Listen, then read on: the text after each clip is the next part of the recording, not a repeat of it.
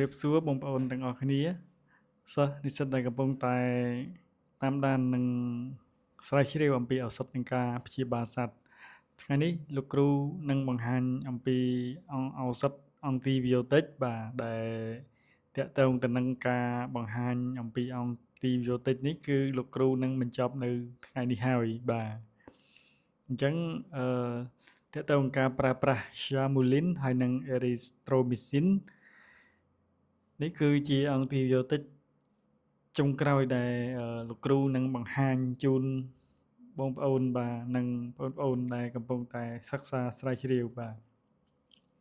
ប៉ុន្តែមិនមែនអស់ត្រឹមហ្នឹងទេបងប្អូនបាទគឺនៅឱសថផ្សេងៗទៀតដែលខ្ញុំបង្ហាញជូននៅចុងវីដេអូបាទYamulin ហើយនិង Erythromycin នេះគឺជាអង់ទីប៊ីយោទិកដែលក្នុងគ្រួសារនេះជាថ្នាំសម្រាប់ស្កាត់ការបំបែកខ្លួនបាក់តេរីបាទវាមានទំហំសកម្មភាពតូចចង្អៀតប្រឆាំងនឹងបាក់តេរីក្រាមវិជ្ជមានបាទអញ្ចឹងគឺវាប្រឆាំងតែបាក់តេរីក្រាមវិជ្ជមានទេចំពោះក្រាមអវិជ្ជមានចាក់ថ្នាំនឹងទៅគឺมันមានប្រសិទ្ធភាពទេតកតងទៅនឹងការព្យាបាលមានដូចតទៅបាទគឺយើងព្យាបាលទៅលើជំងឺរាគជ្រូកហើមសួតស្រួចស្រាវហើមសួតរ៉ាំរ៉ៃកាញ់ជ្រិលជ្រូករលាកកោសិការលាកត្រចៀករលាកដង្ហើមចំពោះបក្សីរលាកត្រចៀកលៀសដោះសាទឹកបាទសូមបញ្ជាក់ថាមិនត្រូវប្រើថ្នាំនេះក្នុងកម្រិតខ្ពស់មិនត្រូវប្រើផ្សំថ្នាំជាមួយនឹងអុកស៊ីតេត្រាស៊ីក្លីនទេប្រសិនបើមេរោគធន់ទៅនឹងសមាសធាតុណាមួយក្នុងថ្នាំនៃគ្រួសារនេះថ្នាំដទៃទៀតដែលមាននៅក្នុងគ្រួសារនេះថ្នាំដទៃដែលមាននៅក្នុងគ្រួសារនេះក៏គ្មានប្រយោជន៍ដែរគេមិនត្រូវប្រើអង់ទីប៊ីយោទិក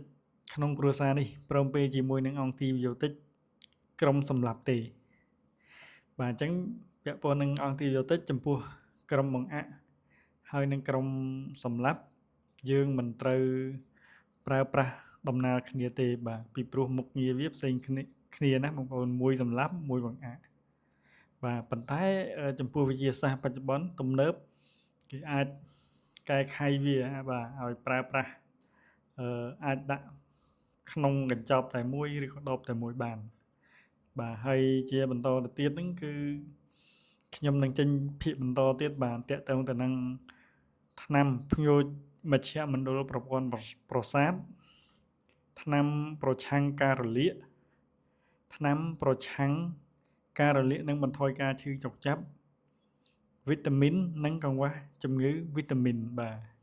អញ្ចឹងហេតុអីបានបងប្អូនត្រូវតែសិក្សាស្រាវជ្រាវទៅលើឱសថទាំង4ប្រភេទនេះទៀតបាទពីព្រោះថាតកតងទៅនឹងថ្នាំអង់ទីប៊ីយោទិកមួយមុខការព្យាបាលដោយប្រើតែឱសថអង់ទីប៊ីយោទិកតែមួយមុខមិនគ្រប់គ្រាន់ទៅលើការព្យាបាលសត្វឡើយគឺយើងត្រូវមានថ្នាំប្រឆាំងការលាកហើយនឹងវីតាមីនអីចឹងទៅបន្ថែមទៀតទៅណាបងប្អូនបាទដើម្បីបង្កើនប្រសិទ្ធភាពហើយនឹងស្ដារលទ្ធភាពកម្លាំងសត្វឡើងវិញបាទដូចជាវីតាមីនកង្វះវីតាមីនអីចឹងបាទបងប្អូនបាទដូចថាពេលដែលសត្វឈឺចឹងទៅវាទ្រុឌទ្រោមវាអីចឹងទៅយើងដាក់វីតាមីនទៅវាមានកម្លាំងឡើងវិញបាទដើម្បីប្រឆាំងនឹងជំងឺហើយមួយទៀតដូចជាជំងឺប្រឆាំងការរលាកអីចឹងបាទដូចជាថ្នាំប្រឆាំងការរលាកនេះដូចថាយើងក្តៅខ្លួនវិលមុខអីចឹងទៅបាទអញ្ចឹងយើងត្រូវប្រើថ្នាំប្រឆាំងការរលាកហ្នឹងហើយបាទដើម្បីកាត់បន្ថយការឈឺចុកចាប់អីចឹងណាបងប្អូនបាទអញ្ចឹងតកតងទៅនឹងថ្នាំ4ប្រភេទនេះលោកគ្រូនឹងបន្តធ្វើជាបន្តទៀតបាទធ្វើបន្តទៀតបាទអញ្ចឹងថ្ងៃនេះលោកគ្រូមានតែប៉ុណ្្នឹងសូមអរគុណច្រើនបាទ